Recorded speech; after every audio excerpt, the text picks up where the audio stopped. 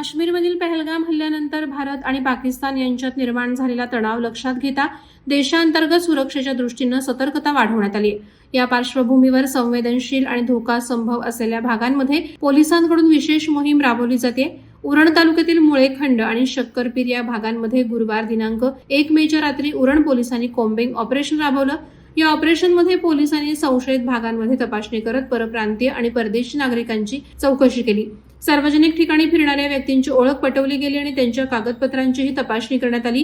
या कॉम्बिंग ऑपरेशनचा उद्देश स्थानिक नागरिकांच्या सुरक्षेची खात्री करून घेणं आणि कोणतीही संशयास्पद हालचाल तत्काळ हेरून त्यावर कारवाई करणं हा होता. यावेळी उरण पोलीस ठाण्याचे अधिकारी आणि पोलीस कर्मचारी मोठ्या संख्येनं उपस्थित होते. पोलीस निरीक्षकांच्या माहितीनुसार या ऑपरेशन दरम्यान कोणतीही संशयास्पद व्यक्ती आढळून आलेली नाही. मात्र भविष्यात कोणताही अनुचित प्रकार घडू नये म्हणून पोलिसांनी आपली गस्त वाढवली. स्थानिक नागरिकांनी देखील या मोहिमेला सहकार्य केल्याचं पोलीस प्रशासनानं सांगितलं. देशातील सध्याच्या सुरक्षा परिस्थितीच्या पार्श्वभूमीवर अशा प्रकारच्या ऑपरेशन्समुळे संभाव्य धोक्यांना प्रतिबंध करता येतो असा विश्वास पोलिसांनी व्यक्त केला. नागरिकांनी देखील कोणतीही संशयास्पद हालचाल दिसल्यास तत्काळ पोलिसांना माहिती देण्याचं आवाहन करण्यात आलंय. अशीच खबरदारी आणि सजगता भविष्यातील अनिष्ट घटनांना अटकाव करू शकते असं मत तज्ज्ञांकडून व्यक्त करण्यात येते. यामध्ये काही इलिगल परप्रांतीय लोक राहतात, त्यांची कसून चौकशी होणं आवश्यक आहे. आम्हाला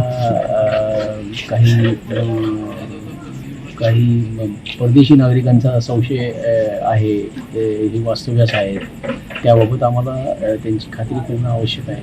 म्हणून आम्ही कॉम्बिंग ऑपरेशन आयोजित केलं आहे. तसेच प्रत्येकाच्या ठिकाणी आम्ही झडतीमध्ये काही आक्षेपार्ह वस्तू, काही वेपन्स मिळतात का याची पण तपासणी करत आहोत.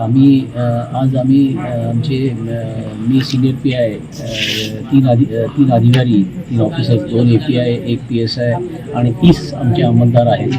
या कॉम्बिंग ऑपरेशनमध्ये यांनी सहभाग घेतलेला आहे. वादळवारा लाईव्हसाठी घनश्याम कडू, उरण.